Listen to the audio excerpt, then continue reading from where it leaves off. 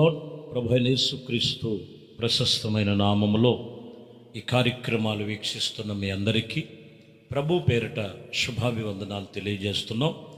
దేవుని మహాకృపను బట్టి మరి ఈ ఉదయకాలము మీ అందరూ కూడా ఆసక్తితో భయభక్తులతో వాక్యమును శ్రద్ధాభక్తులతో వింటున్న వారి అందరైనా మీ అందరూ ధన్యులు అని చెప్పటానికి ఏమాత్రం సందేహమే లేదు.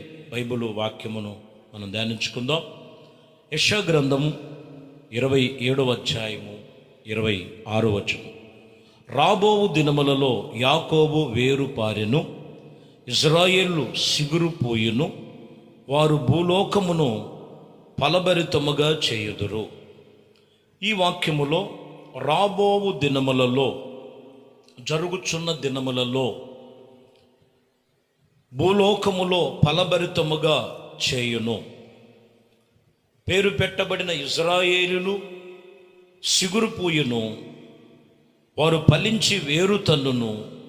దేవుడు వాక్యం ఇక్కడ చెబుతున్న మాటల్లో ఈ మాటలు వింటున్న ప్రియ సహోదరి సహోదర, ఈ దినాలలో నీవు సిగురు పెట్టవలసిన వారు, ఫలించవలసిన వారు, ఆశీర్వదించబడిన వారు, ఆశీర్వాదముగా ఉండవలసినటువంటి అనుభవం కలిగి ఉండాలంటే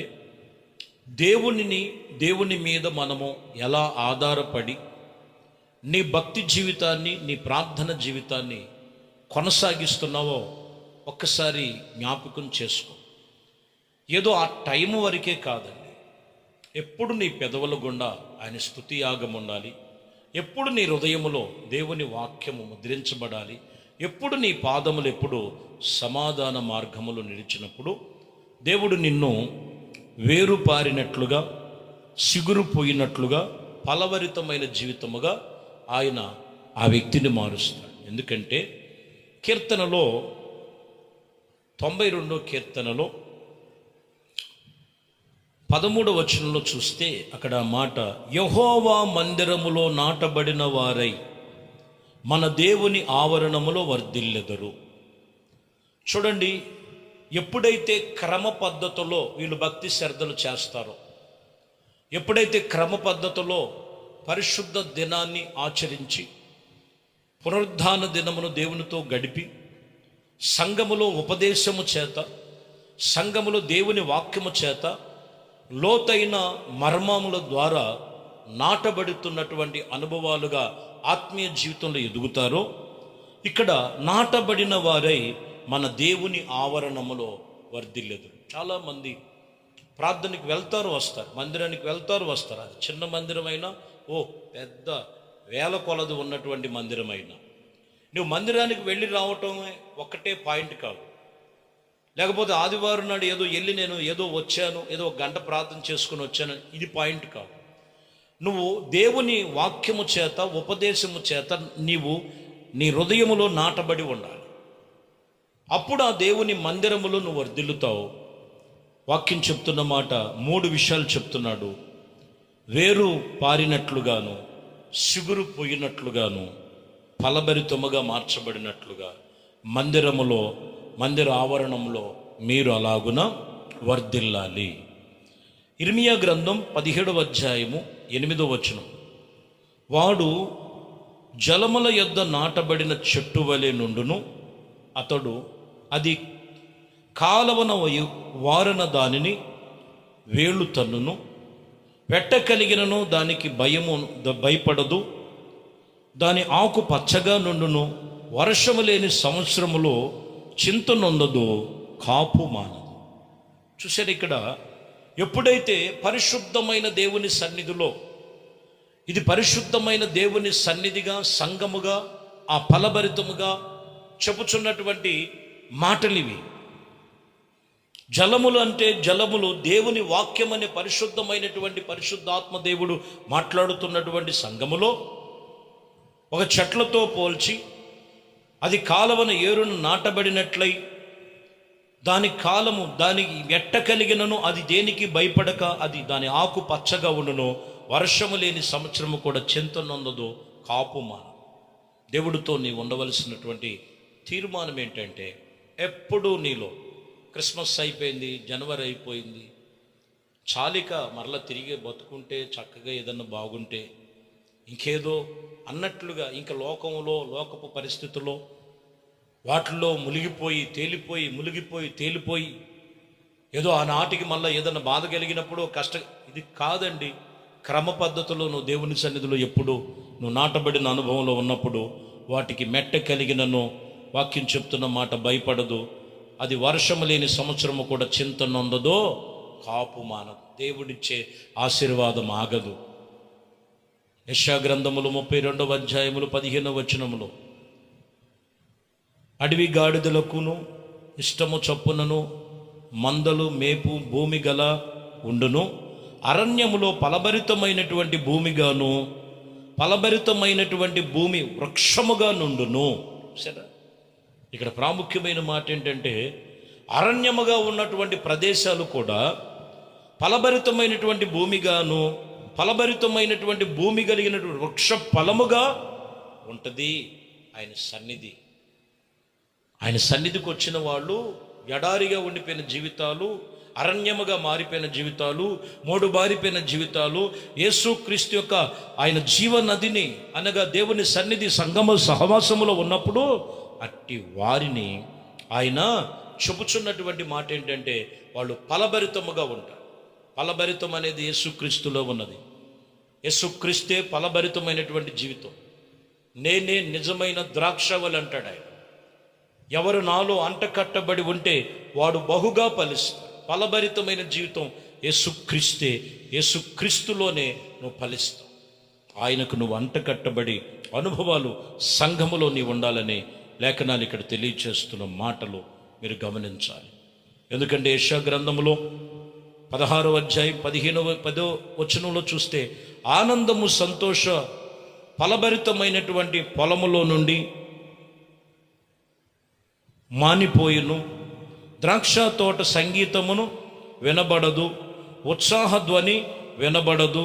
ఇదిగో ఏమవుతుందంటే ద్రాక్ష తీగలైనటువంటి లేనటువంటి లేడు, ద్రాక్ష తీగలు ఇదిగో ఇక్కడ మనం చూస్తే సంతోషము కేకలు, ఇదిగో అక్కడ మానిపోయినటువంటి పరిస్థితి కలుగుతుంది.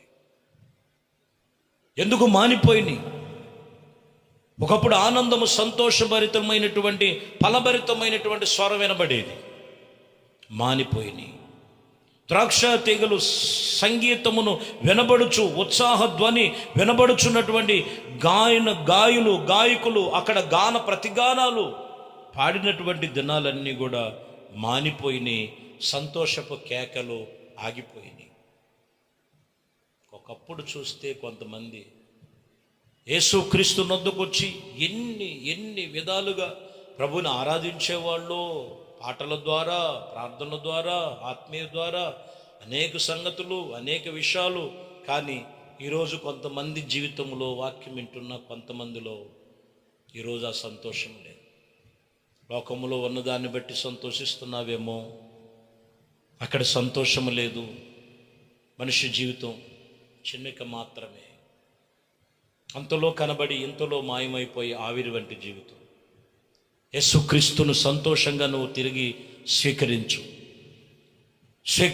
ఎక్కడ విడిచిపెట్టేశావో, ఎక్కడ తోసివేశావో, ఎక్కడ మానేశావో, ఎక్కడ దేవునికి దూరముగా ఉన్నావో, దేవుని వాక్యం చెప్తున్న మాట ఇదిగో నిన్ను, నీ కుటుంబాన్ని ఆనందభరితులుగా, ఫలభరితులుగా దేవుడు నిన్ను ఉంచటానికి ప్రభు మాటలు చెప్తున్నారు. యెషయా గ్రంథంలో 10వ అధ్యాయంలో మనం చదివితే ప్రియమైన దేవుని బిడ్డలారా 10-18లో చూస్తే ఒకడు వ్యాధిగ్రస్తుడు క్షీణించిపోవునట్లుగా శరీరము ప్రాణముతో కూడా అతనిని అడవికిని అతని ఫలభరితమైన పొలమునకు కలిగిన మహిమను అది నాశనము చేయును.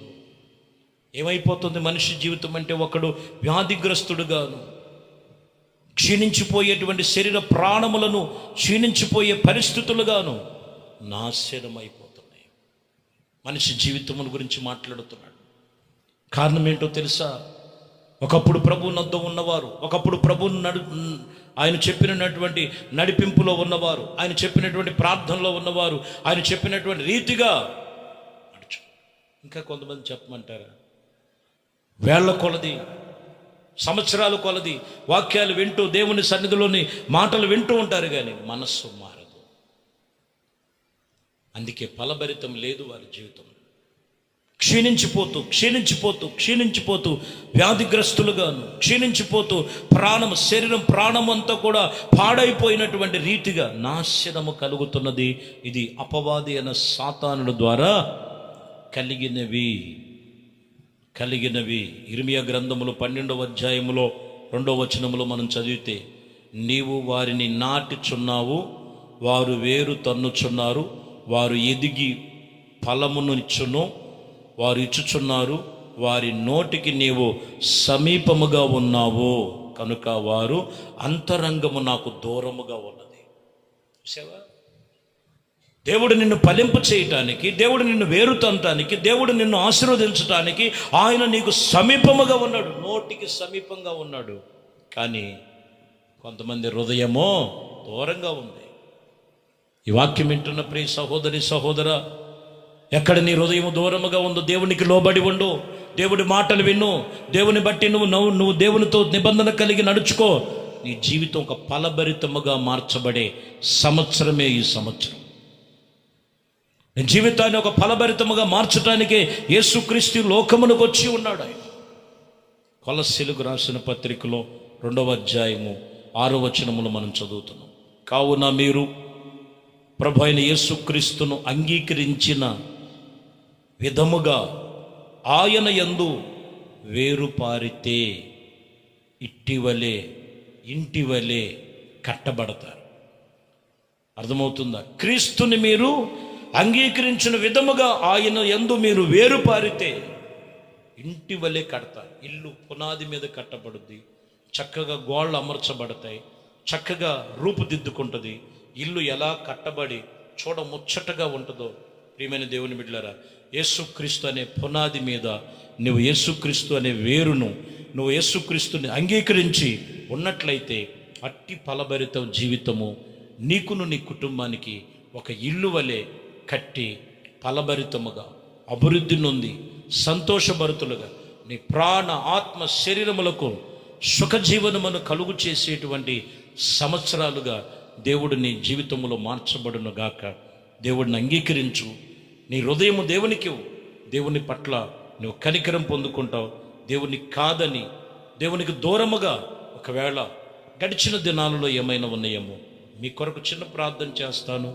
దేవుడి సన్నిధిలో ఒక తీర్మానం చేసి, నేను ఇక దూరము కాదు, నేను నీకు సమీపముగా ఉంటా, నీలో నన్ను అంటకట్టబడి జీవితం నాకు దయచేయి యేసయ్యా అని కళ్ళు మూసి ప్రార్థన చేయి. పరిశుద్ధుడా, ప్రేమ కలిగిన తండ్రి, దయగలిగిన మా ప్రభువా, విశేషమైన అతి పరిశుద్ధ నామమును బట్టి నీకు వందనాలు, స్తోత్రాలు, స్తుతులు చెల్లిస్తున్నాం. మీ కృపా దయా సంకల్పమును బట్టి ఇదిగోనైనా మరి ఉదయకాలము మీ వాక్యం విన్న మీ బిడ్డల్ని ఫలభరితులుగాను దీవెనకరముగాను ఆశీర్వాదకరముగా మీరు ఉండటానికి పిలుచుకున్నారు ప్రభువా. మూలవాక్యములో మీరు చెప్తున్న మాట, రాబోవు దినములలో వేరుపారాలి, సిగురు పూయాలి, ఫలభరితముగా ఉండాలని మీ వాక్యము చెప్తూ, ఎక్కడ వారి ఫలాలు ఆగిపోయినో, ఎక్కడ వారు సిగురు పెట్టట్లేదు, ఎక్కడ వేరు లోతుకు వెళ్ళలేదో ప్రభు, వేరు పరిశుద్ధమైనదైతే కొమ్మలు పరిశుద్ధంగా ఉంటాయి. అట్టి వేరుతో పరిశుద్ధమైన వేరులో నాటబడినటువంటి కుటుంబాలుగా మీ మాటల ప్రకారంగా జీవించే జీవితం ప్రతి ఒక్కరికి దయచేయి. యేసుక్రీస్తు నామములో ప్రార్థించి వేడుకొనుచున్నాము తండ్రి, ఆమేన్. ప్రభు మిమ్మల్ని దీవించి ఆశీర్వదించును గాక.